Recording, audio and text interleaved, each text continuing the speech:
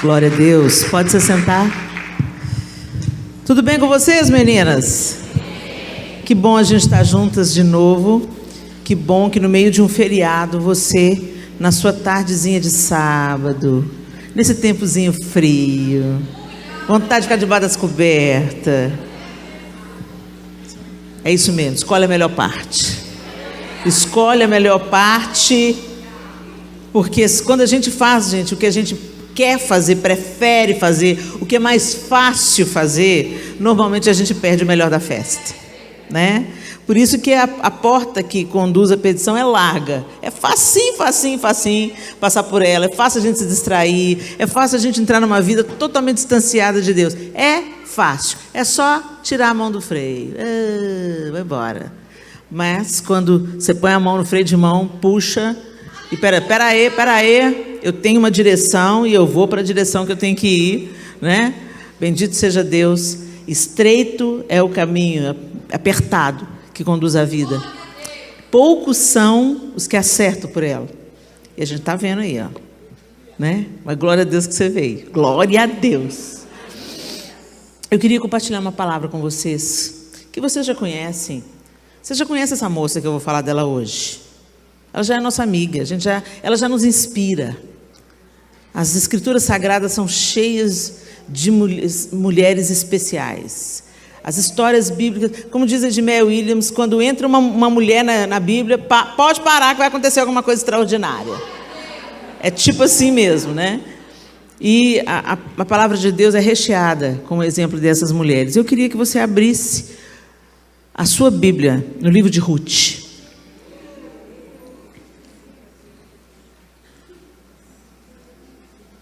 E o capítulo 1 do livro de Ruth dá uma resumida boa na história para você entender quem era a Ruth, né?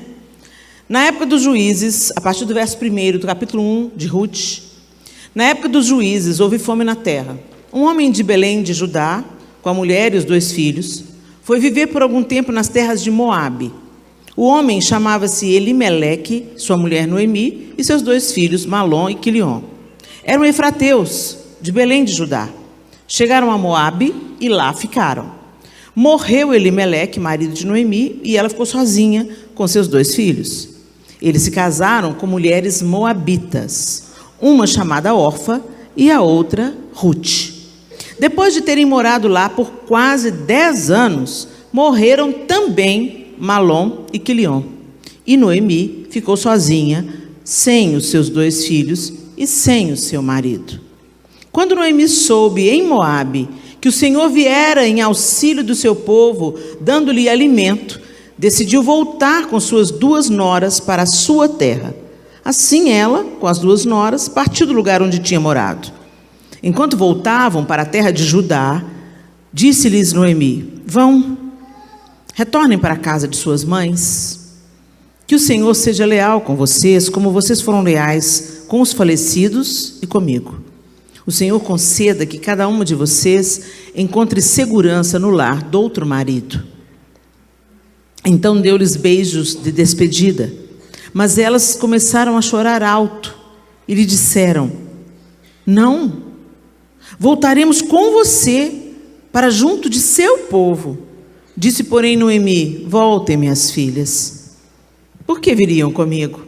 Poderia eu ter filhos que viessem a ser seus maridos? Voltem, minhas filhas, vão. Estou velha demais para ter outro marido. E mesmo que eu pensasse que ainda há esperança para mim, ainda que eu me casasse essa noite, depois desse à luz filhos, iriam vocês esperar até que eles crescessem? Ficariam sem se casar à espera deles? De jeito nenhum, minhas filhas. Para mim é mais amargo do que para vocês, pois a mão do Senhor voltou-se contra mim. Elas então começaram a chorar alto de novo. Depois Orfa deu um beijo de despedida em sua sogra, mas Ruth ficou com ela. Então Noemi aconselhou: veja, sua concunhada está voltando para o seu povo, para o seu Deus. Volte com ela. Ruth, porém, respondeu: não insistas comigo que te deixe e que não mais te acompanhe. Aonde fores, irei, onde ficares, ficarei. O teu povo será o meu povo, e o teu Deus será o meu Deus. Onde morreres, morrerei, e ali serei sepultada. Que o Senhor me castigue com todo rigor, se outra coisa que não a morte me separar de ti. Quando Noemi viu que Rute estava de fato decidida a acompanhá-la, não insistiu mais. Prosseguiram, pois, as duas até Belém. Ali chegando, todo o povoado ficou alvoroçado por causa delas. Será que é Noemi? Perguntaram as mulheres, mas ela respondeu: não me chamem Noemi. O significado de Noemi, gente, é agradável, ok? Então, o significado do nome Noemi é agradável. Então, ela fala: não me chamem Noemi, melhor que me chamem de Mara, que significa amarga. Pois o Todo-Poderoso tornou minha vida muito amarga. De mãos cheias eu parti, mas de mãos vazias o Senhor me trouxe de volta. Por que me chamam Noemi? O Senhor colocou-se contra mim. O Todo-Poderoso me trouxe desgraça. Foi assim que Noemi voltou das terras de Moabe com sua nora Rute, a moabita. Elas chegaram a Belém no início da colheita da cevada. Aí os primeiros versículos do capítulo 2. Noemi tinha um parente por parte do marido. Era um homem rico e influente. Pertencia ao clã de Elimeleque e chamava-se Boaz. Rute, a moabita, disse a Noemi: vou recolher espigas no campo daquele que me permitir. Vá, minha filha, respondeu Noemi. Então ela foi e começou a recolher espigas atrás dos ceifeiros. Casualmente, entrou justo na parte da plantação que pertencia a Boaz, que era do clã de Elimeleque. Naquele exato momento, Boaz chegou de Belém e saudou os ceifeiros: o Senhor esteja com vocês. Eles responderam: o Senhor te abençoe. Boaz perguntou ao capataz dos ceifeiros: a quem pertence aquela moça? O capataz respondeu: é uma moabita que voltou de Moabe com Noemi. Ela me pediu que a deixasse recolher e juntar espigas entre os feixes, após os ceifeiros. Ela chegou cedo e está em pé até agora. Só sentou-se um pouco no abrigo. Disse então Boaz a Rute: ouça bem, minha filha, não vá colher noutra lavoura, nem se afaste daqui. Fique com minhas servas. Preste atenção onde os homens estão ceifando e vá atrás das moças que vão colher. Darei ordem aos rapazes para que não toquem em você. Quando tiver sede, beba da água dos potes que os rapazes encheram. Vamos até ali. A gente conhece a história e a gente sabe que depois disso, Noemi fica sabendo que ela entrou na casa, nas terras de Boaz, por acaso. Para Deus não tem acaso, né, gente? Então Noemi instrui a sua nora como ela deveria se comportar, porque ela poderia ser resgatada por Boaz. E ela é resgatada por Boaz, e ela se casa com Boaz, e ela dá à luz a Obed, que é pai de Jessé, que é pai de Davi. E ela entra então na linhagem do Messias. Aí a gente acha linda a história, romântica, e a gente fala: não, que lindo, né? Que menina abnegada, que menina leal à sogra. Isso dá uma outra pregação, né, gente? Quem é a sogra aí? Deixa eu ver. Levanta a mão sem medo, gente. Eu sou sogra. E eu tenho uma Ruth como nora. Eu sou sogra. Conselho para você: sai de cena. Sai de cena, sogra. Entenda que você foi atriz principal, agora é coadjuvante. Fica presente na intercessão, fica presente na oração e dê conselho quando for solicitada. E ama a esposa do seu filho, porque você não vai querer ter demandas com a mãe dos seus netos. Hashtag fica a dica. Quem é a nora aí? Honra a sua sogra como você honra a sua mãe. Não reclama da sua sogra, não, porque ela chegou nessa história primeiro. O amor de mãe e nora não concorrem, são completamente distintos. O que você, como mãe, deu para o seu filho, sua nora nunca vai poder dar. E o que, como nora, você dá para o filho dela, ela nunca vai poder dar. Então, cada um no seu quadrado, ok? Gente, o plano de Deus é que as nossas relações todas sejam saudáveis, seja uma relação respeitosa. E sempre quando a gente vê um conflito entre sogra e nora, é porque uma não está reconhecendo o lugar da outra. E está disputando pelo coração de um homem. E não é para disputar, porque cada uma tem o seu lugar. Contente-se com o seu lugar. Contente-se com o seu lugar de mãe. Ninguém pode te roubar ele. E contente-se com o seu lugar de esposa. Você foi escolhida. Então agradeça a Deus e honre a sua sogra. Porque você também não vai querer ter demanda com o homem da sua vida. Ele é parte dela. Quer você goste, quer não, o DNA dela está nele. Hashtag fica a dica. Fecha parênteses, vamos voltar para essa menina Ruth. A gente acha muito linda a história, mas eu queria te deixar um pouquinho mais a par de algumas coisas aqui. Ruth era moabita. Por que o texto insiste tanto em falar isso? Ruth, a moabita. Isso a gente vê aqui sucessivas vezes, e eu não li o livro todo, mas se você continuar lendo, você vai ver. Por que isso? Ela era da região de Moabe. E quem eram os moabitas? Os moabitas, vocês lembram do sobrinho de Abraão, Ló? Vocês lembram da história que Deus mandou Abraão sair da sua terra, da sua parentela, e ir para a terra que ele mostraria, não foi? É quem que ele leva com ele? Sobrinho é parente, gente? Sobrinho é parente? É, gente, sobrinho é parente. Sobrinho é parente. Família, a família nuclear é pai, mãe e filhos. Sobrinho é parente. É filho do seu irmão, filho da sua irmã, não é assim? O que Abraão tinha que levar logo? Se Deus falou, sai da tua terra, da tua parentela. Então, ou seja, para levar a mulher dele. Não, traz Ló junto. Depois, lá na frente, deu ruim, claro, esperado, e cada um teve que se apartar. Isso não significa que Abraão deixou de amar Ló, de jeito nenhum. Tanto é que Ló teve uns perrengues lá, e Abraão entra na guerra para livrar Ló, né? Mas não reatou andar junto. Tem gente que Deus vai mandar apartar e é para apartar, a gente obedece. Mas não é para deixar de amar. A gente tem que amar sempre. Amar sempre. Precisou de você? Você está lá. Mas não é para costurar o que Deus separou. Ok? Por quê? Porque tem um propósito. Deus sabe o que junta e o que separa.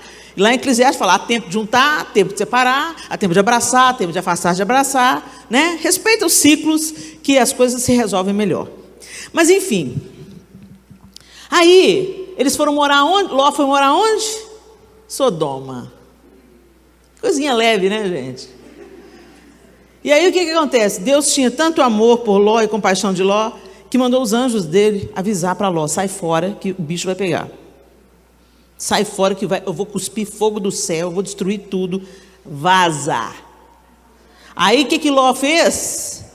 Gente, a cidade era tão perversa, que os caras da cidade queriam violentar os anjos que estavam na casa de Ló.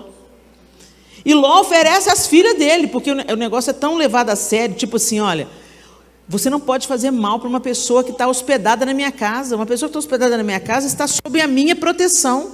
Se acontecer alguma coisa com essa pessoa, eu estou amaldiçoado. Então vocês querem minhas filhas são virgens. E os caras, não, queremos suas filhas não, queremos caras. Você vê um nível de impiedade daquela terra, né? Aí os anjos falaram com ele, ó, sai fora, que Deus vai mandar acabar com esse lugar. E aí, o que Ló faz? Vai para os genros, né? Os futuros genros, as filhas já estavam prometidas em casamento. Vai para os genros e fala, olha, Deus falou que vai destruir. Eles acreditaram em Ló? Não acreditaram. Ficaram lá. E ele saiu com as duas filhas e com a mulher. E aí a gente já conhece a música. Olhou para trás, se deu mal a mulher de Ló, virou uma estátua de sal. Tem um tanto de mulher de Ló aí, entendeu? Ficou olhando para trás, mas nós já vamos chegar lá. E aí, gente, o que aconteceu? Essas moças saíram com o pai, os noivos, né, não quiseram vir juntos, elas saíram com o pai e foram morar em outra cidade. Chegou lá, elas olharam uma para a outra, falaram, a mais velha falou assim, olha, nós não temos filho, nós não casamos, então vamos fazer o seguinte, vamos chapar o nosso pai e vamos nos deitar com eles, vamos engravidar dele. Essas meninas estavam cheias de Sodoma. Elas cresceram em Sodoma, elas viveram em Sodoma, elas haviam se contaminado e nem tinham percebido. É assim que acontece, gente. Você começa a andar no meio da impiedade, você começa escandalizada. Daqui a pouco não te escandaliza mais. Daqui a pouco você está fazendo exatamente a mesma coisa que você condenou. É assim que é. Vou te mandar a real. Sabe essa história? Não, vamos parar de religiosidade. Nós já passamos do tempo da lei, nós estamos no tempo da graça. Ô, gente, deixa eu falar com vocês uma coisa. Nós não passamos nós podemos ter passado do tempo da lei, mas nós não passamos do tempo da santificação. Quem entendeu a graça, entra no processo de santificação.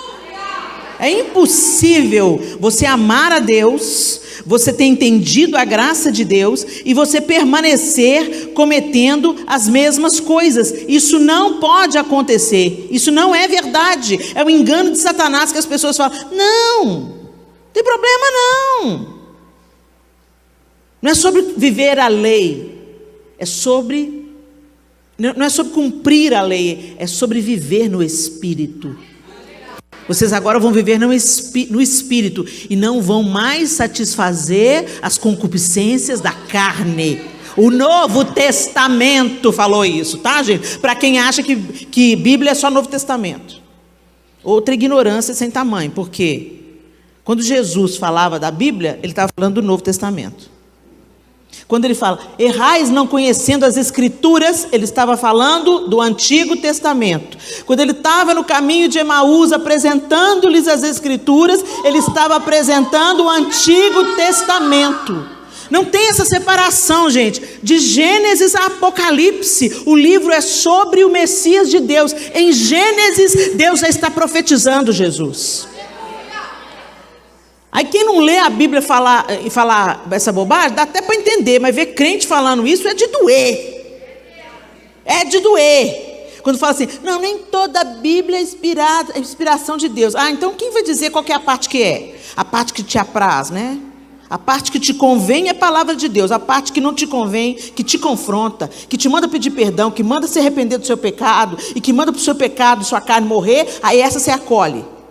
Não, porque Deus é esse Deus que mata, Deus que faz. Gente, Deus é Deus. E Ele mata quem Ele quer. Nossa, Helena, mas Deus não é graça e misericórdia? Ontem eu postei um vídeo, uma cena de The Chosen que eu achei o máximo.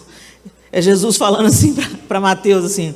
Ele fala para Mateus assim, você acha mesmo que eu vim ser tranquilizador? E não sei mais o que, eles usam uma outra palavra, né? Você acha mesmo que eu vim aqui só para manter a coisa do jeito que está? Não, eu não vim ser tranquilizador. Aí Mateus fala assim, e aí Mateus pega e cita para ele a história do amar os seus inimigos, orar por quem vocês perseguem. Ele falou assim, eu vim fazer uma revolução. Ele falou assim, e a história do amar os seus inimigos, orar por vocês. Ele falou assim, eu vim fazer uma revolução, não uma revolta. Eu vim mudar radicalmente o jeito de vocês viverem. Ou vocês acham que eu vim aqui para falar assim, ei pessoal, tudo bem? Continuem vivendo como vocês viveram nos últimos 1000 anos. E é isso aí, essa história de Jesus legal, sabe? Ai, Deus é tão legal, Deus é tão amor. Gente, Deus é amor. Sabe por que Ele é amor? Porque Ele deu o seu próprio filho para ter você de volta. Mas não é porque Ele é amor que Ele é trouxa. Não é porque Ele é amor que Ele deixou de ser um Deus poderoso, majestoso, cheio de glória. A natureza se curva diante de Deus. E a gente fica, Deus, eu não estou entendendo isso que está acontecendo comigo, não. Gente, se não fosse Jesus, a gente já tinha virado churrasquinho há muito tempo. Porque o mesmo Deus que matou 70 mil, porque Davi mandou contar o exército por vaidade, é o mesmo Deus que mandou Jesus. Quando a justiça é sobre o inimigo, aí a gente acha legal. Mas quando a justiça é para a gente, aí a gente só quer saber da parte que Jesus morreu por mim, e me salvou, me reconciliou com o Pai. Aleluia. Foi por um triz. Então não barateie a graça, porque Deus não mudou o caráter dele. E quando a taça da ira de Deus transbordar, como eu costumo dizer, a tampa da chaleira vai voar. E eu acho bom você estar no lugar certo. Deus está ajustando e nos chamando para essa santificação. O Novo Testamento diz que só quem é santo vai ver Deus. Sede santos, porque eu sou o santo. Sem santidade, ninguém virá a Deus. Arrependei-vos, arrependei-vos, arrependei-vos, arrependei-vos, arrependei-vos. Arrepender não é chorar, arrepender não é falar, estou arrependido, desculpa Deus. Não, arrependimento é mudança de atitude, mudança de direção, é não aceitar mais o pecado, convivendo com ele, abraçando com ele, achando ele cheiroso e aconchegante, é se apartar daquilo que para Deus é abominável. Isso é arrependimento, não é lágrima de crocodilo, gente. Quem se arrepende realmente não quer viver aquilo de novo.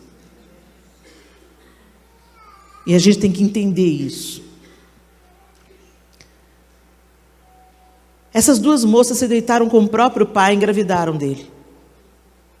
A primeira ficou grávida de Moabe. Daí vieram os moabitas.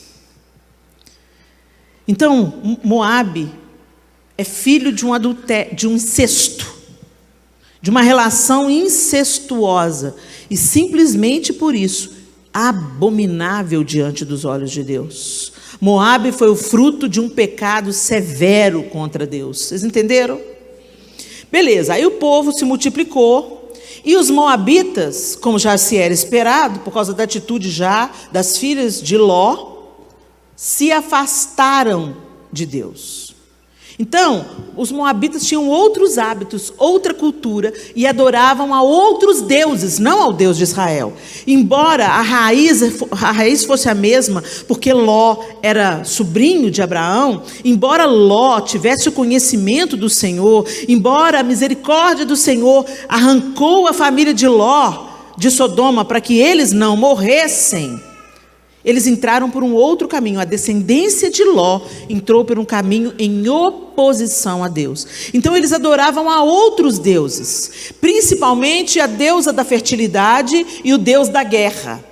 E eles ofereciam sacrifícios, assim como Abraão oferecia sacrifícios. Só que aconteceu um negócio aí. Eles ofereciam animais em sacrifício, né, como Deus pediu o Isaac, né? Por que Abraão não estranhou Deus pedir o Isaac, gente? Porque era muito comum, naquela época, as pessoas sacrificarem bebês, crianças, virgens, a outros deuses.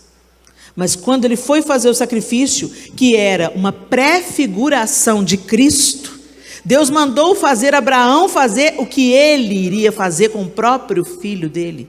Abraão, quando sobe o monte, ele sobe carregando lenho, carregando a madeira, exatamente como o próprio filho de Deus iria fazer, subir a montanha, carregando o próprio lenho.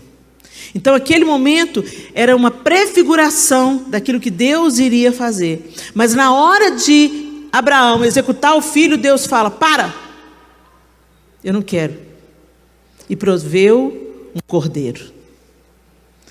Mas fez do seu próprio filho um cordeiro. O sacrifício de crianças, de pessoas, era abominação para o Senhor. Mas era isso que os moabitas faziam. Então vocês estão entendendo? Era uma cultura completamente idólatra, era uma cultura que fazia sacrifício humano, era uma cultura totalmente distante, diferente da cultura do povo de Israel. Então, quando Ruth disse, não vou voltar para minha mãe, o conselho de Noemi fala, volta para suas mães, e vão encontrar felicidade nos braços de outros maridos. Orfa chorou, Orfa sofreu, Orfa também não queria ir, mas acabou indo. Diante dos argumentos de Noemi, ela acabou indo. Sim, a gente tem que reconstruir minha vida, né? Então eu vou voltar. Mas Ruth não se deixou convencer pelos argumentos de Noemi. Vale lembrar, gente, que Noemi estava com o coração estragado. Noemi, como ela mesma disse, estava amargurada. E a gente vê o sintoma disso. Como é que uma mulher de Deus, temente a Deus e conhecendo o Deus de Israel, fala com a nora: volta para os seus deuses? Como assim volta para os seus deuses? Aí a gente vê realmente que Noemi estava jogando toalha. E ela estava assim, com o coração ferido contra Deus, porque o Todo-Poderoso, ela culpou Deus, mas quem saiu da terra foi ela. Quem saiu de Belém para ir para Moabe foi ela e o marido. A gente toma as decisões na vida e depois culpa Deus. A gente toma as nossas decisões, a gente não pergunta se é essa a vontade de Deus, e quando tudo dá ruim, a gente fala: onde o Senhor estava, Deus? O Senhor não fala que o Senhor é Deus de misericórdia e cuidado? Para aqueles que obedecem. Mas você nem quis saber a opinião de Deus, você não buscou a direção de Deus. Nós mulheres, então, gente, não, vamos combinar, né? A gente é especialista de fazer isso. Eu acho que vai dar certo. Eu tenho certeza que vai dar certo. E quando começa a dar ruim, a gente nem volta: oh, Deus, me perdoa, eu nem te pedi a sua direção, me perdoa, Senhor. Interfere agora aqui para me livrar por misericórdia. Não, a gente vai pedir satisfação para Deus. Fica com raiva de Deus, biquinho com Deus. Nossa, Deus, mas isso está acontecendo comigo por quê? Eu sempre te obedeci, trabalho na sua igreja, sou dizimista e ofertante. Mas na hora de tomar suas decisões, você toma sozinha. Você não busca a palavra de Deus, você não busca por oração a direção de Deus, você não busca a confirmação de Deus. Você vai fazendo e vai falando: vem Deus, assina aqui para mim, aqui me prospera aqui, me abençoa aqui, ó, Senhor, isso aqui, ó, faz isso aqui. Deus não é seu servo. Deus é Deus. É você que busca nele a direção. É você que depende dele, não é ele que depende de você. Noemi tomou as decisões, e quando a consequência chegou, os desdobramentos chegaram, ela ficou amargurada contra Deus. Mas Deus ainda assim continuava estendendo misericórdia sobre ela. Inclinou o coração de Ruth. E Ruth, leal à sogra, mas mais do que isso, a gente pensa que o plus de Ruth é a lealdade à sogra. Não, gente. Foi romper com aquela estrutura que nada tinha a ver com Deus. Sabe qual foi a grande felicidade de Ruth? Sabe qual foi o acerto de Ruth? Quando ela falou: o teu povo é o meu povo e o teu Deus é o meu Deus. Foi aí que a bênção entrou. Eu não sou mais governada pelos ídolos de Moabe. Eu não sou mais governada pelo Deus da guerra ou pela deusa da fertilidade. Eu sou governada a partir de agora pelo Deus de Israel. O seu povo é o meu povo. Então a sua cultura agora é a minha cultura. O seu costume agora é o meu costume. Suas roupas agora são as minhas roupas. Eu estou abraçando um novo estilo de vida. Eu estou deixando Moabe para trás. E foi a partir daí que a mão de Deus começou a favorecer Ruth. Com essa declaração: o teu Deus é o meu Deus. Se você lembrar, outra mulher esquisita que foi incluída na genealogia de Jesus Cristo era a sogra de Ruth. Você sabe quem era a sogra de Ruth sem ser Noemi? Quem era a mãe de Boaz? Raabe. Raabe era prostituta de Jericó. E o que libertou e virou a chave na vida de Raabe? Porque nós temos ouvido o que o Senhor tem feito com vocês. E eu sei que Ele é Deus em cima no céu e Deus embaixo na terra. Ela abriu a boca para declarar quem é Deus. A bênção entrou, foi por aí, para ela e para toda a sua família. Raabe foi levada, passou a habitar no meio do povo de Israel, casou-se com Salmão e teve Boaz, um homem tão íntegro. Olha aí o que Deus faz: põe a prostituta, põe a moabita e eu e você. Olha nós na fita.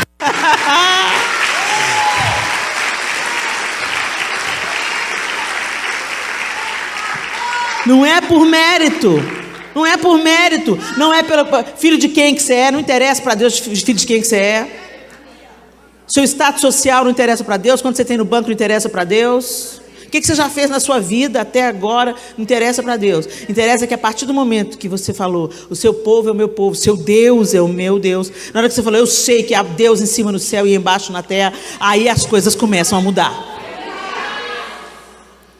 E você é colocada na linhagem do Salvador. Gente, Deus é intencional quando Ele faz isso, para mostrar para a gente que Ele ia levantar o Messias do lugar menos provável.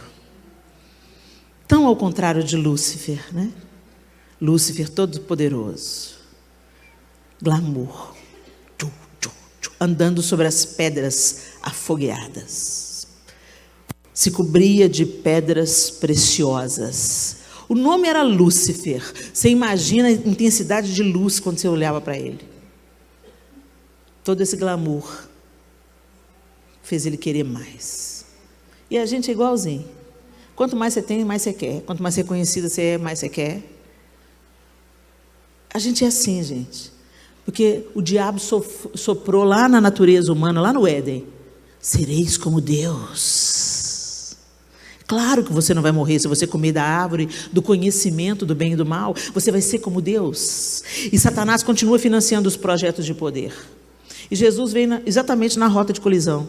Sendo rei, ele encarnou.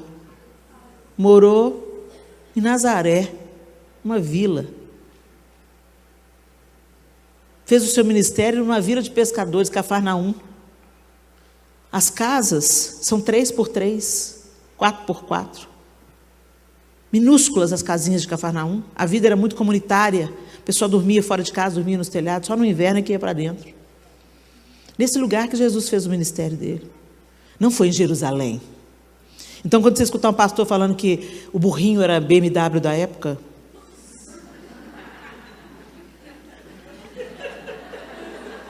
você fala assim, pastor, e o que foram feitos das bigas do Império Romano?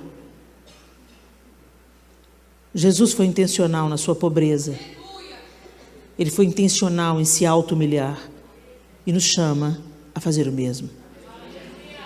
Quem quiser vir após mim, negue-se a si mesmo, tome a sua cruz e siga-me. E Filipenses diz que foi por isso que ele recebeu o nome que é sobre todo nome. Porque ele se humilhou, Deus o exaltou soberanamente, lhe deu o nome que é sobre todo nome.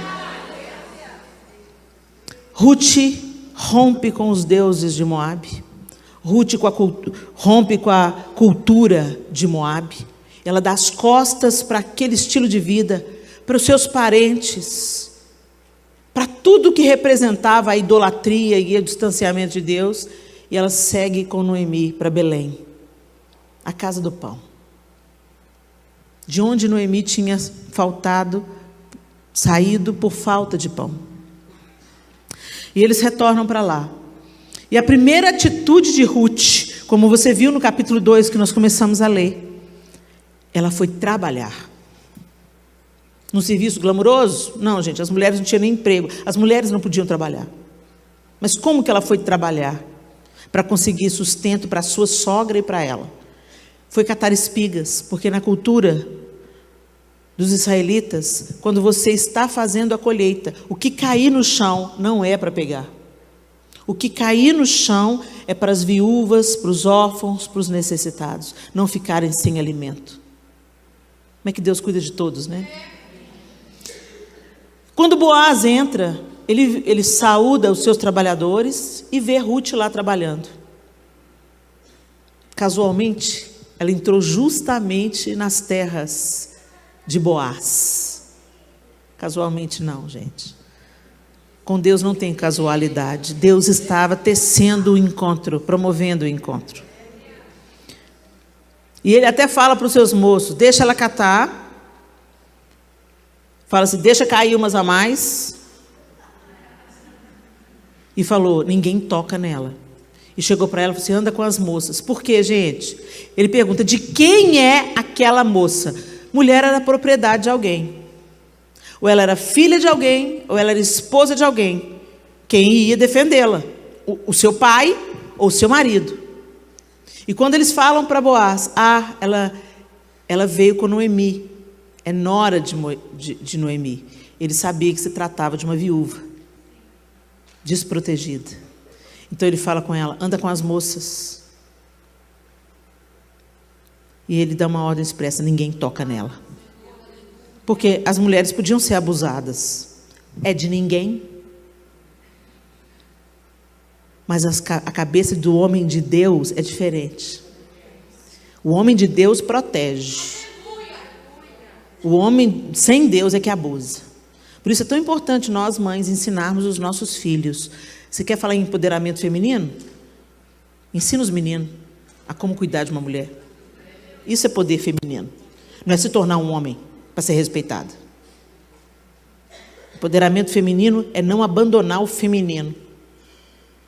Não abandona o feminino. Usa a sua influência sobre os seus filhos, sobre os seus sobrinhos, sobre todas as crianças. As professoras do ensino fundamental são mulheres. E hoje a gente vê professoras do ensino fundamental erotizando crianças. Quando uma mulher sai da posição dela, uma nação vai pagar o preço por isso. Nossa, Helena, que fardo que você está colocando sobre as mulheres. Não, gente. É porque nós somos poderosas em Deus. E se a gente não for poderosa em Deus, o poder não será desperdiçado, porque o diabo não desperdiça mão de obra. Se você não é daqueles que ajunta, você espalha. Se você não é uma mulher segundo o coração de Deus, Satanás vai usar a sua vida. Se atenta aí, garota. Muito bem. Ela vai trabalhar, se esforçar, numa condição de humilhação. Ela vai catar do que cai no chão. Talvez você olhe para isso, nossa, gente, podia ter voltado para a casa da mãe dela.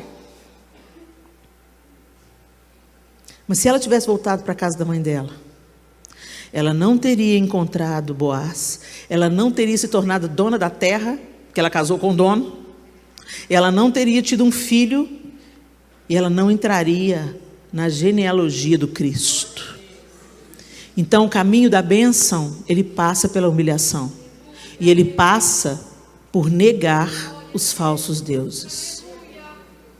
Tem muitas mulheres que estão nessa reunião hoje, vieram para a igreja, gostam do ambiente da igreja,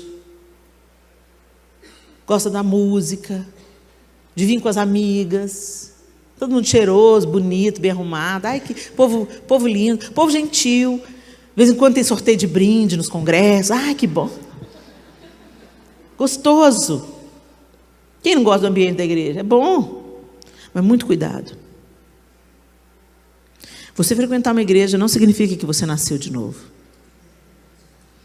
Como se você entrar com uma bicicleta na garagem, nunca vai transformar ela num carro. Nós nos tornamos amigas do Evangelho, mas não deixamos o Evangelho de Jesus Cristo mudar a nossa vida. A nossa vida é simples. Porque ser crente na igreja, gente, o trem mais fácil que tem. Você põe uma roupa mais ou menos dentro do que eu aceito no clube social, porque quando você vem com uma roupa mais, provocante, sempre alguém vai te falar sobre isso, né? Aquela diaconisa que dá aquela filmada no você. Quando você não senta no primeiro banco, alguém vem e joga um blazer nas suas pernas, né? Lá na Lagoinha Matriz teve uma época que tinha um paninho no banco. Você sentava no primeiro banco, tinha que pôr o pano na perna, porque só Jesus na troca de pernas, né, gente? Deus ajude o pastor. Então, a gente se adequa. O ser humano tem um poder de adaptação fantástico. E é inconsciente. Você vê, chega, filma assim, o código de ética do grupo. Você vê o que não cai bem, o que cai bem. E aí você vai se adequando. Você mesmo vai fazendo uma obra de transformação para não ser rejeitada. Mas não foi uma obra do Espírito. Foi uma obra sua. E você fala, a paz do Senhor, Jesus te abençoe. Fofinha. Mas quando o barraco acontece lá na sua casa, quem você é de verdade é que vem à tona. Quando você está com raiva, quando você está irritada, quando as máscaras sociais foram tiradas na porta de casa, que normalmente quando a gente vai sair de casa, a gente coloca a máscara social. Oi, tudo bem? Você está sempre feliz com todo mundo, rindo para todo mundo, agradável com todo mundo. Você está por aqui com o patrão, mas ele fala, vou precisar de você fazer hora extra, pode contar comigo. Mas seu marido chega em casa, o cara que você escolheu, o pai dos seus filhos, e fala: seu bem, esquenta a janta para mim. Sou sua empregada, não. Esquenta você. Trabalhou? Também trabalhei. Essa aí é quem você é de verdade. Essa bruaca aí é quem você é. Então é essa que precisa nascer de novo. É ela que precisa nascer de novo.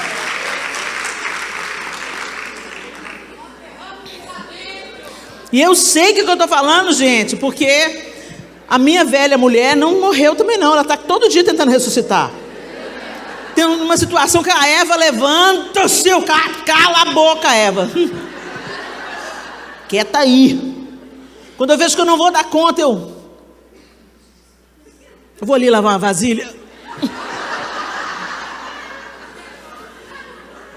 Deus vai te dando escapes, entendeu?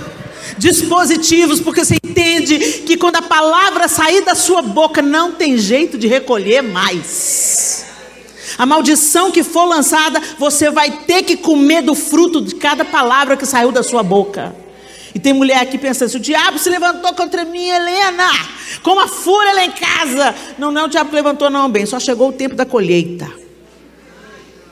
Você plantou impiedade, plantou fofoca, revelou segredo, expôs a nudez do seu irmão, espalhou o escândalo, fez do seu WhatsApp uma propagação de má notícia, foi para suas redes sociais para atacar os irmãos que pensam diferente de você. E aí você quer que Deus venha e te abençoe e te prospere. Não vai rolar. Então vigia na vida, porque se você está colhendo um amargo aí, come até o fim a semente amarga que você plantou e repensa a semente que você planta hoje, para amanhã você colher bênção. Ruth inspira a gente, não apenas pela sua lealdade, mas pela força que ela teve para não voltar atrás e para romper com o seu passado. Tem gente que vem para a igreja, mas está trazendo sacos de lixo. Continua com os deuses falsos na sacola. Você fala que ama a Deus, que adora o Senhor, mas você tem tempo para tudo e para todos, mas para Ele não. E Deus não precisa do seu tempo. Deixa eu te contar. Deus está estabelecido em um alto e sublime trono. Ele reina, Ele é rei. Quem precisa é a gente. É a gente que precisa de consolo, de fortalecimento, de remédio para a nossa alma, porque todo dia a gente tem situação que pode nos ferir, de renovo, de esperança, de estratégia para a gente lidar com a situação difícil da vida. É a gente que precisa dele, e a gente até canta isso. Mas que o ar que eu respiro, preciso de ti. Mas você nunca chega perto. Você só fala com Deus quando você vem na igreja. Ou então no carro, correndo para lá e para cá. Ou então dando alguma ordem para Deus. Me abençoa, me protege, livra o meu filho. Isso não é relacionamento. Imagina, eu casada com o João. Se eu chego para o João, falo assim: sou casada com você, né? Pois é. Então paga minhas contas, me protege, cuida de mim e tchau. Não tem beijo, não tem abraço, não tem intimidade, não tem palavra de amor, não tem troca, não tem diálogo, porque a parte que eu falo é a oração e a parte que eu ouço é a leitura da palavra. Mas não, eu vou ouvir Deus, eu quero ouvir Deus, então eu caço o profeta. Quem é profeta aqui na igreja? Vou lá orar na casa do profeta. Estão fazendo dos profetas de Deus pais de santo. Quer ouvir Deus? Quer ouvir a palavra de Deus? Abra a Bíblia. Você vai conhecer Deus, o caráter dele, como ele age, como ele pensa, desde o Antigo Testamento. Não tira o Antigo Testamento não, porque você vai ver o tamanho do amor dele, que ao invés de destruir a gente, como ele fez com tantos outros povos, ele mandou Jesus, e moeu Jesus para não precisar moer eu e você. Agora, se precisar de moer eu e você, para ter a gente perto, não se intimide, ele vai moer. É melhor ele nos moer do que a gente se entregue para o inferno. Mas como que a gente está vivendo para Deus, gente? Será que a gente está sendo Ruth no nosso tempo? Será que a gente está rompendo com Moabe? Ou será que a gente vem para Deus e fica assim com o olhinho lá em Moabe? Igual o povo quando saiu do Egito. Que saudade da cebola! Saudade dos alhos do Egito! Quando eu li os textos das histórias do povo de Israel peregrinando no Egito, eu pensava assim, gente, Deus, por que o Senhor acabava com esse povo? Povo obstinado, o Senhor abriu um mar, eles passaram pés secos, eles viram a manifestação do teu poder, 10 pragas, eles viram o Senhor executando juízo sobre cada divindade egípcia, através das 10 pragas, eles viram o Senhor mostrando quem é Deus. Depois eles te levam para o Sinai, o Senhor se manifesta a Moisés, o rosto de Moisés fica transfigurado, o povo vê os relâmpagos, e está aí, construindo bezerro de novo, e está reclamando, e querendo carne, e querendo cebola, mata eles, frita eles, faz pirê. E Deus falou comigo assim, vocês são igualzinho. Eu faço milagre na sua vida num dia, Helena, no outro dia você já pensa que eu não te amo tanto assim. Eu me manifesto para você, eu dou livramento para você, e quando eu te digo não, você fica de bico para mim. E não é que é. Deus nos ajude. Mas as histórias não estão aqui só para preencher página, gente. Elas estão aqui para nos transformar. Por isso que é tão importante a gente ler as Escrituras Sagradas. Porque quando lemos, conhecemos o caráter de Deus. E esse caráter vai nos transformando de fé em fé e de glória em glória. Não tem jeito da gente continuar vivendo a mesma vida se nós estamos nos relacionando com Deus através do diálogo, oração e palavra. Mas até o diabo começou a corromper até a leitura da palavra e oração, porque você se acha superior aos outros, porque você ora e lê a Bíblia. Quantas vezes você já leu a Bíblia? Eu já li 10 vezes. Nossa! Coração cheio de vaidade. Você está de olho nos meus brincos? E o coração seu se gabando de quantas horas você ora por dia, de quantos jejuns por ano você faz. Que pena, minha linda, tanto sacrifício em vão. Quando a gente ora, é porque a gente precisa falar com o amado da nossa alma. Eu quero conversar com o João até o meu último dia de vida, até o meu último fôlego. Eu quero conversar com ele. Por quê? Porque eu amo. Aí eu falo para uma crente, jovem mãe, a menina acabou de nascer, ai que lindo, nasceu o bebê, o bebezinho. Você vai orar para o resto da sua vida. Elas regalam o olho para mim como se eu estivesse amaldiçoando elas. O quê? Elas quase falam, misericórdia! Sangue de Jesus tem poder. Os crentes fluentes, que os religiosos usam. Gente, é isso que é religião. É isso que é religião. A religião vai nos levando para o lugar da rigidez. Mas ela se manifesta assim, ó. Quando você fala o crentez fluente, mas não tem relacionamento com Deus. Você mesmo é que está fazendo a obra. Confiada na sua própria moral. Então, você mesmo desceu a saia, não é porque você passou a ter consciência que o seu corpo é templo do Espírito Santo, e não carne de terceira que fica na prateleira para todo mundo ver. Aquele temor santo, não, meu corpo não é instrumento de impiedade. Eu não quero que um homem casado me olhe e me cobice. Então eu vou vestir de um jeito adequado. Se eu quero sensualizar para alguém, é para o meu marido, no privado do meu quarto. É para ele que eu vou me dar. É para ele, com ele que eu vou me envolver. É a ele que eu quero seduzir. Mas nem homem nenhum.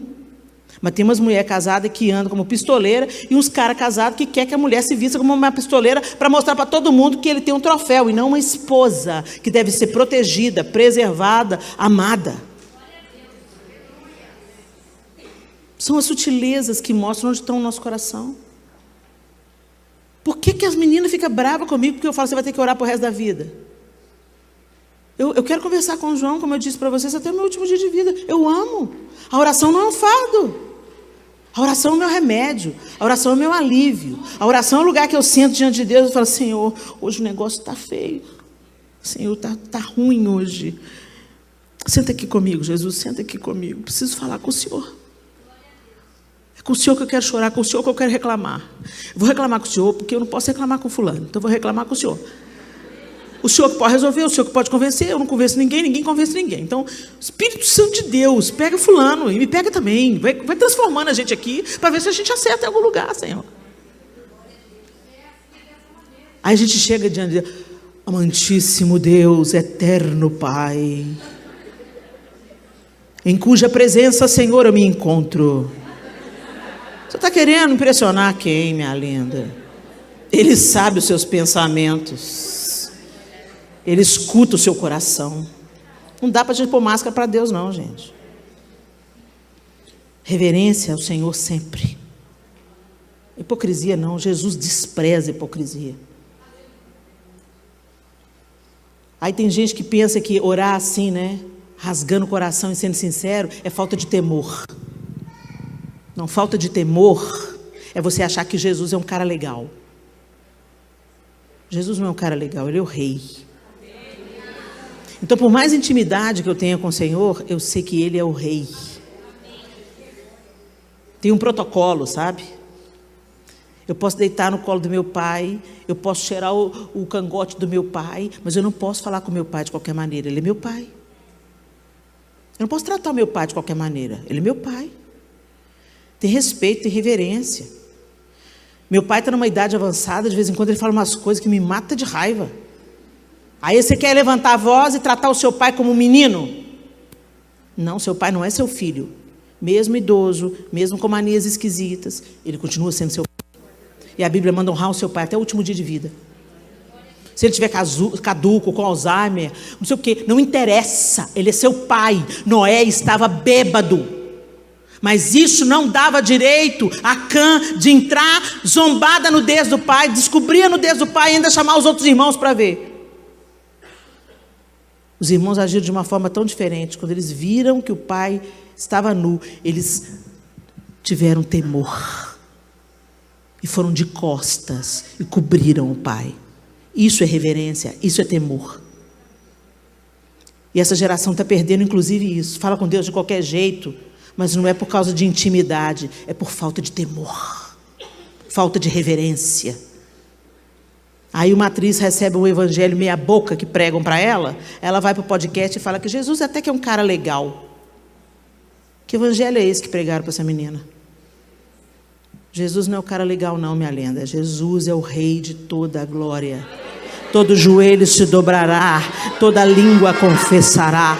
Ele é o seu Senhor, Ele é o seu amado, Ele é o seu noivo, Ele é o seu marido, mas Ele é o seu Senhor.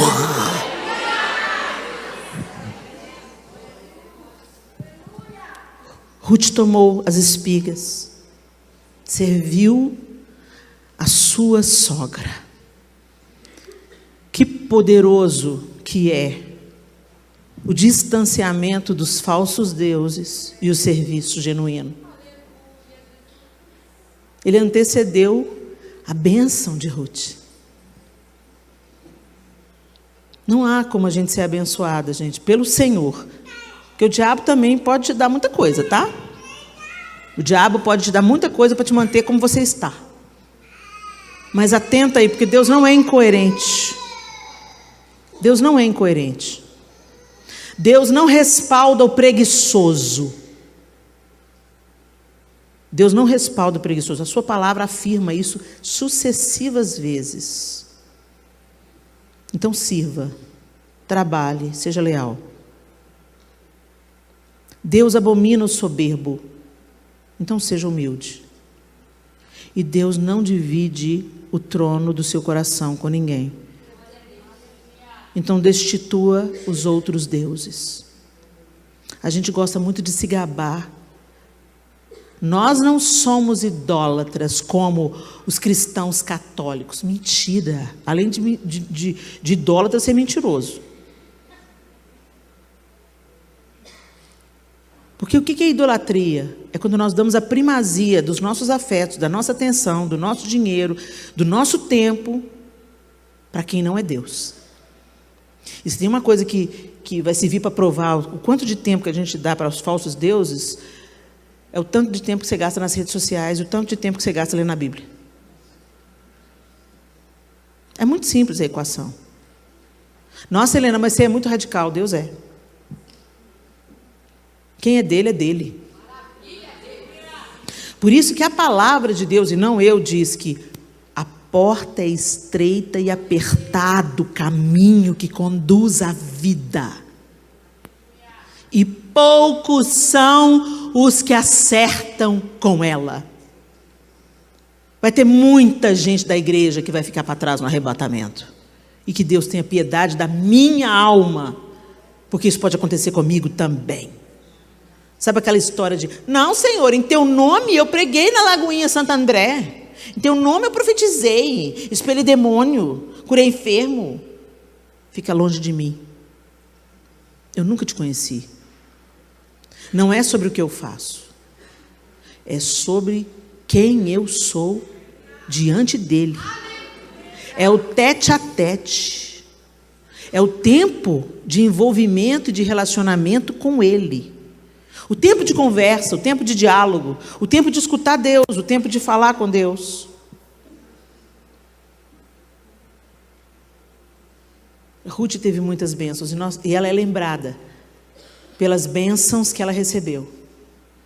E Noemi foi abençoada porque ela passou a cuidar de Noemi. Provavelmente Raabe já deveria estar morta, porque Boaz era muito mais velho do que Ruth.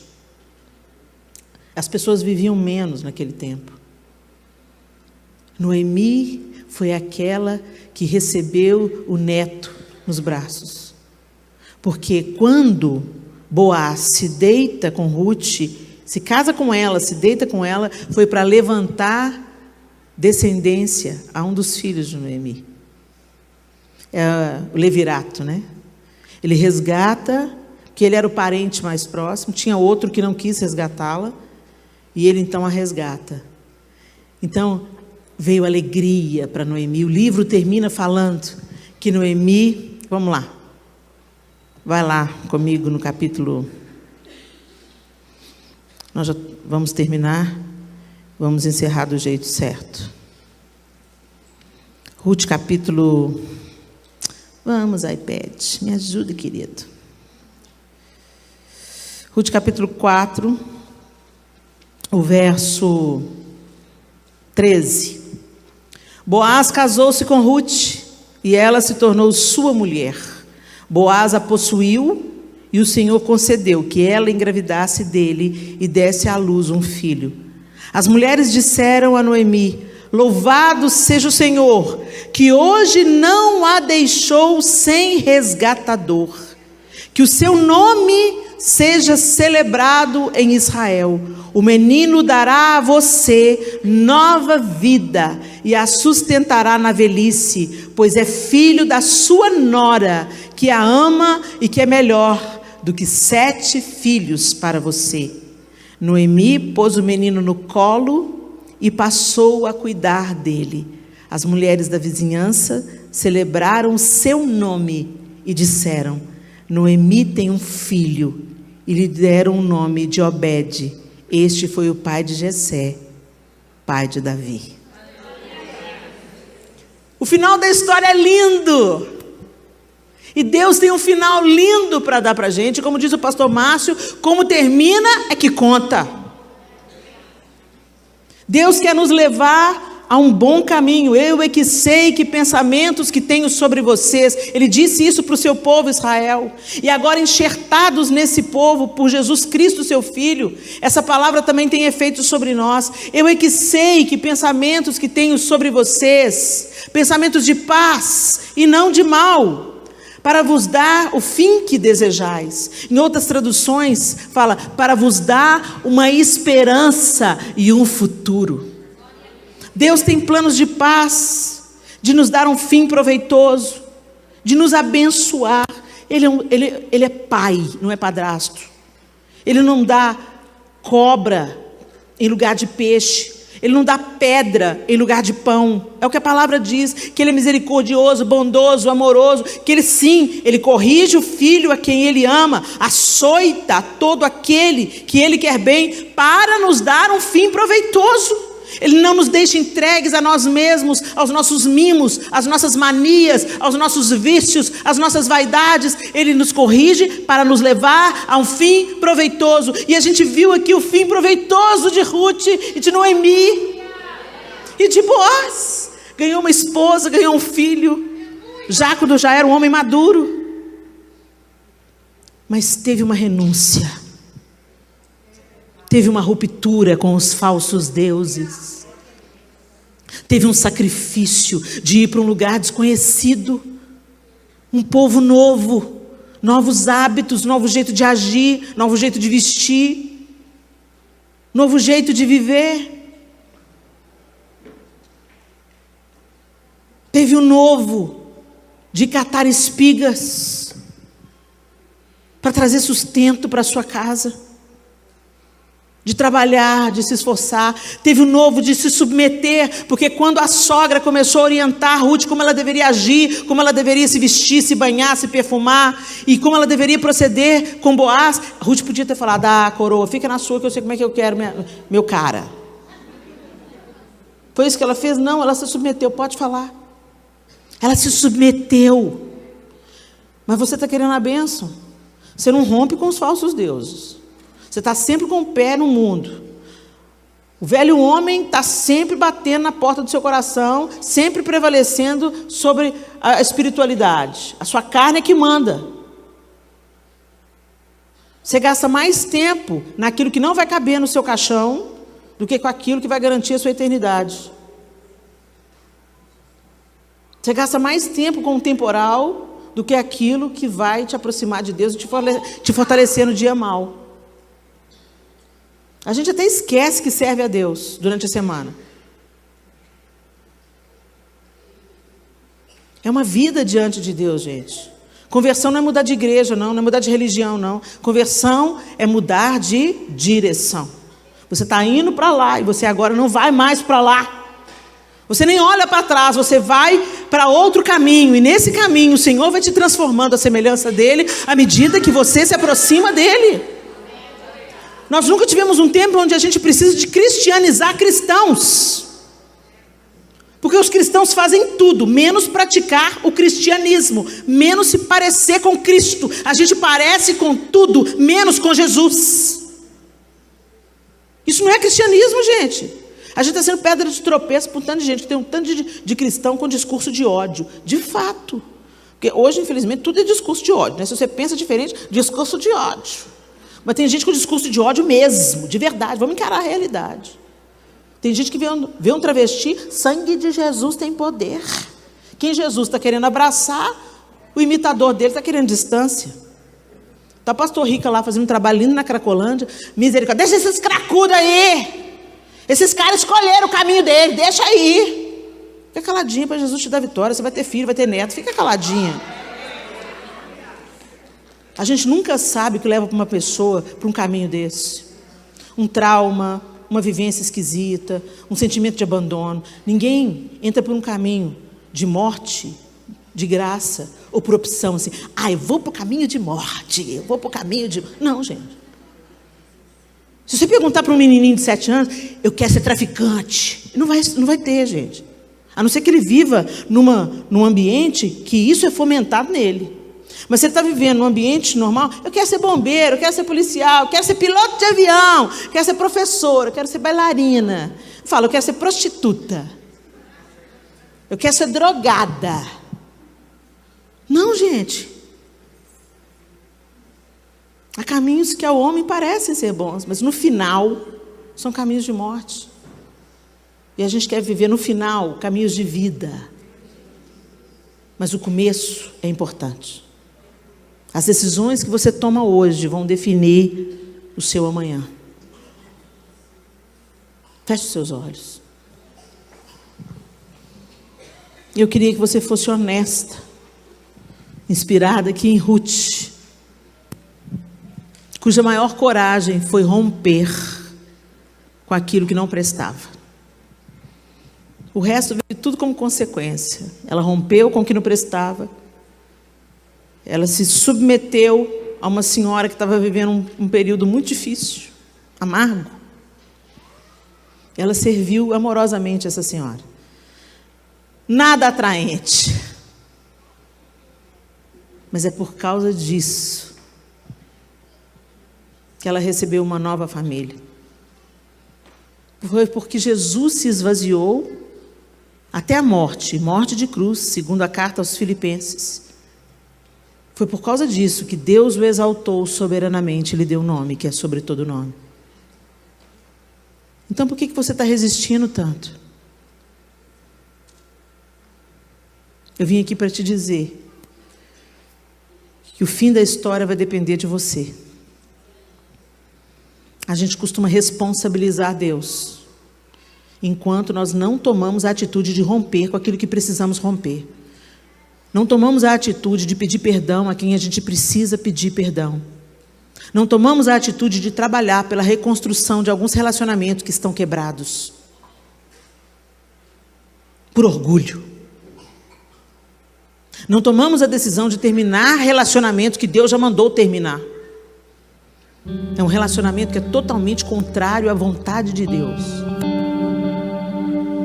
E todo mundo que aconselha e fala: termina esse namoro, termina esse noivado, ainda dá tempo. Não, eu mudo ele. Ninguém muda ninguém. Só Deus muda o homem. Só o Espírito Santo transforma. E ainda assim Jesus diz gentilmente: eis que estou à porta e bato. Ele não arromba. Se você deixar ele consertar, ele vai consertar. Se você convidar ele para dirigir, ele vai dirigir. Deixa ele reinar. E larga os outros ídolos para lá. Larga a pornografia. Por incrível que pareça, os números de mulheres envolvidas com pornografia estão astronômicos. Larga a pornografia. Não é alívio. É a mesma proposta da droga. Vai te dar uma onda e depois vai cobrar o preço. A conta chega. Reprograma o seu cérebro e a maneira como você vive a sexualidade.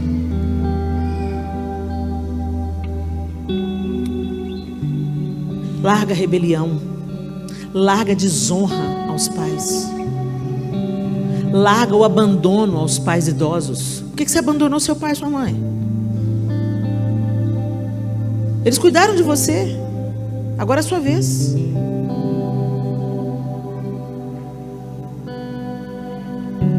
Honrar pai e mãe tem tudo a ver com cuidado.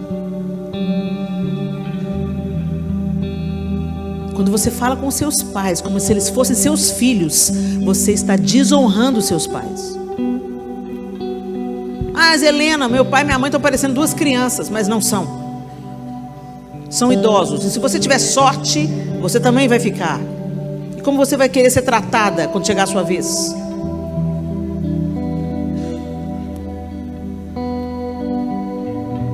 Tantas questões nos relacionamentos, porque a gente não interrompe a conversa fiada. Não fecha a boca na hora que tem que fechar.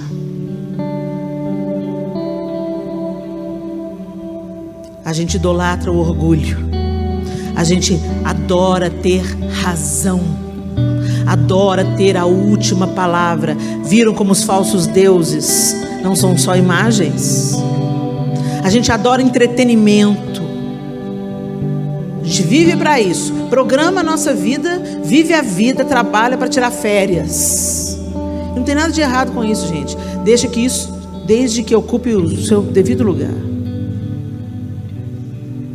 O problema do ídolo é que ele ocupa a primazia, o lugar que só Deus deveria ocupar. E os ídolos, não se engane, se Deus não ocupar a centralidade dos nossos afetos, o trono do nosso coração nunca fica vazio, nunca. Outros falsos deuses se apresentam e reinam. Governam o nosso dinheiro, a moda governa o nosso dinheiro. A cobiça governa o nosso dinheiro. Mostrar a aparência, o post. Eu tenho que ostentar, eu tenho que dizer o que eu estou fazendo. E o que eu estou fazendo é muito legal. Eu tenho que mostrar o que eu estou comendo. Isso é um ídolo. O diabo não é óbvio. Ele é sutil, mas mortal. Não seja ingênua. Tenha coragem de romper com Moabe. Ruth não olhou para trás. Como a antecessora do seu povo, a mulher de Ló. mulher de Ló olhou para trás e virou uma estátua de sal. Ruth seguiu em frente para um novo estilo de vida e entrou na linhagem do Messias. A escolha é sua. Queremos te seguir, Jesus. Não apenas com canções, não apenas estampando as nossas camisetas ou frequentando uma comunidade de fé. Queremos te seguir com as nossas escolhas diárias e ordinárias, com o dia a dia. Queremos te seguir quando ninguém nos assiste. Queremos te seguir quando ninguém nos vê no nosso quarto, ou quando estamos assentadas diante do computador ou da TV. Queremos te seguir nas escolhas relacionais que temos. Quebranta o nosso coração. Que o nosso prazer seja fazer a tua vontade.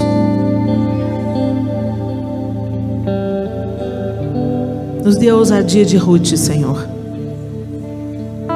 para rompermos com aquilo que precisamos romper, para destituirmos do nosso coração os ídolos que têm tomado lugar que é só teu. Dá-nos um coração todo teu, Jesus, todo teu, todo teu. E que a partir daí todas as outras coisas tomem os seus devidos lugares. Que o nosso tempo seja gerenciado pelo Senhor. Reina sobre nós. E nos perdoa, Senhor, pela idolatria. Nos perdoa pela idolatria do ego. Nos perdoa pela idolatria do orgulho. Nos perdoa pela idolatria da nossa própria família. O Senhor nos deu a nossa família. O Senhor nos deu tudo que temos, tudo que somos. Ao Senhor a glória. Ao Senhor a primazia dos nossos afetos. Ao Senhor a honra e o poder. Ajuda-nos, Espírito Santo. Transforma a nossa mente. E que uma mente transformada gere novas escolhas, novas atitudes. E traga uma nova colheita. Em nome de Jesus. Amém e amém. Deus abençoe vocês.